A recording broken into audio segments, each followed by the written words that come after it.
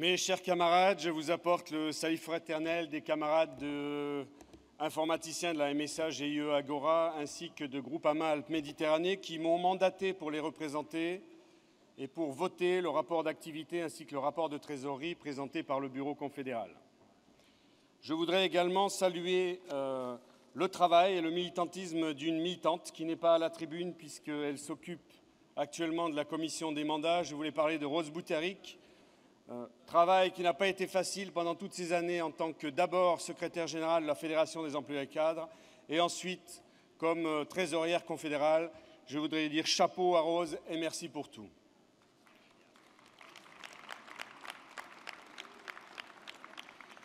Mes camarades, il y a 4 semaines, avec la quasi-totalité de nos concitoyens, nous étions plongés dans l'effroi, l'incompréhension, l'interrogation. Comment des enfants de la République avaient-ils pu commettre ces horreurs? Ainsi, notre République peut enfanter de tels monstres. En réponse, le 11 janvier, 4 millions de personnes, de tous bords, manifestèrent dans la rue pour apporter leur soutien à la République et dire son attachement aux valeurs républicaines et à la liberté d'expression. Tout le monde, gouvernement, partis politiques, syndicats, associations, médias, tout le monde était content de ce sursaut républicain. Vous allez voir ce que vous allez voir, il disait. Plus rien ne sera jamais comme avant. Mais quelques semaines plus tard, que voit-on? Depuis une semaine, la loi Macron est en discussion à l'Assemblée nationale avec ses mesures libérales et antisociales. Elle prévoit, ni plus ni moins, de supprimer la notion de cause réelle et sérieuse en cas de licenciement économique. En pleine augmentation du chômage, Macron veut faciliter les licenciements. Pourtant, si j'ai bien compris le discours des analystes sur la dérive djihadiste de certains jeunes, le chômage et l'absence de lien social sont le terreau fertile du recrutement des fondamentalistes.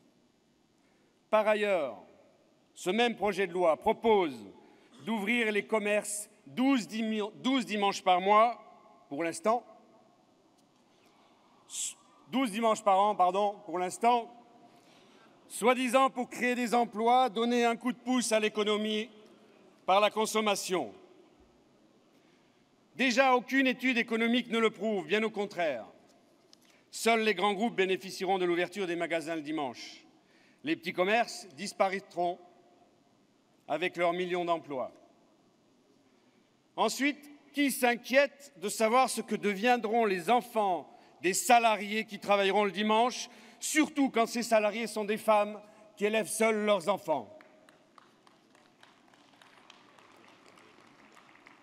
Pourtant, si j'ai bien compris le discours des analystes sur la dérive djihadiste de certains jeunes, l'absence de liens familiaux est le terreau fertile des fondamentalistes. Mais peu importe, semble-t-il, du moment que cela profite à certains. Un amendement proposé à la loi prévoyait même des sanctions pénales pour les journalistes qui auraient l'outrecuidance de dévoiler des accords secrets ou des irrégularités de certains grands groupes. Vous comprenez, il ne faut pas gêner les entreprises. L'économie, c'est sacré. Veuillez pardonner mon blasphème. Mes camarades, le vrai problème, le vrai danger, il est là, pire que le fanatisme religieux, c'est le fanatisme du libre-échange.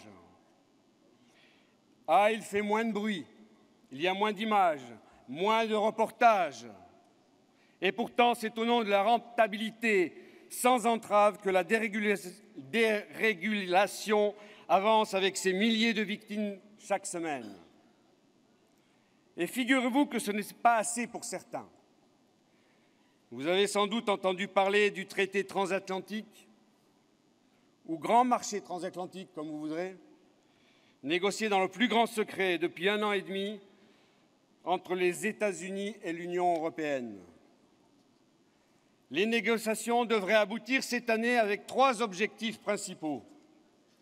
1. Éliminer les droits de douane, définitivement. harmoniser les normes non tarifaires, droit du travail, sécurité sociale, règles sanitaires, environnementales, etc. Et enfin, troisièmement, permettre aux entreprises, par de nouveaux outils juridiques, d'outrepasser toute règle ou loi qui freinerait le libre-échange. En clair, mettre en place un outil juridique pour que les grands groupes privés, qui leur permettrait, pour uniquement les grands groupes privés, qui leur permettrait d'attaquer en justice les États qui gêneraient leur croissance économique. Quand bien même des lois seraient votées par et pour le peuple, les multinationales pourraient les faire annuler et demander des dommages et intérêts aux États qui les auraient mises en place. Les multinationales veulent imposer leurs lois et faire valoir leurs droits. Ce n'est pas de la science-fiction, mes camarades. Cela existe déjà. Des États du Sud ont été victimes de ce genre de procédé. Veolia a attaqué l'État égyptien qui avait osé passer le salaire minimum de 41 à 72 € par mois. Cela faisait baisser les bénéfices de Veolia dans leur contrat qui les liait avec le traitement des déchets à Alexandrie.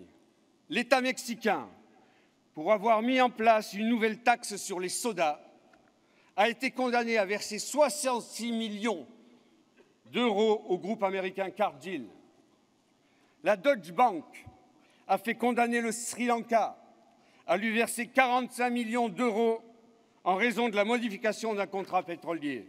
Et maintenant, en Europe même, le groupe suédois Vattenfall poursuit l'Allemagne qui veut sortir du nucléaire. Heureusement, mes camarades, les multinationales ne gagnent pas toujours. Un procès sur 3 quand même. Mais si le grand marché transatlantique aboutit, c'est la victoire assurée du libre-échange contre les États et les peuples. C'est la fin de l'OIT. C'est la fin de nos services publics. C'est la fin de notre République. Nous devons nous battre pour empêcher la signature de ce traité. Je demande au Bureau confédéral de tout faire pour que le gouvernement français et l'Union européenne se désengagent de cette négociation. Nous n'avons pas besoin d'un traité commercial sur le libre-échange.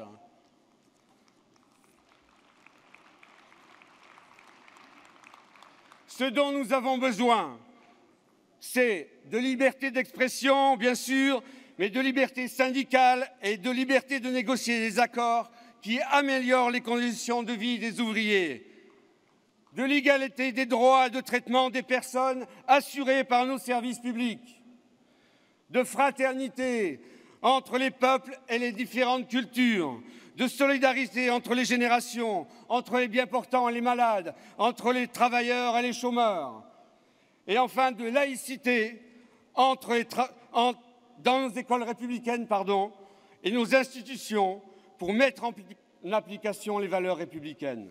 Serge, nous n'avons pas besoin de traités commercial sur le libre-échange. Ce dont nous avons besoin, c'est de la République sociale. Merci mes camarades. Et ben voilà, c'est bien, merci Serge.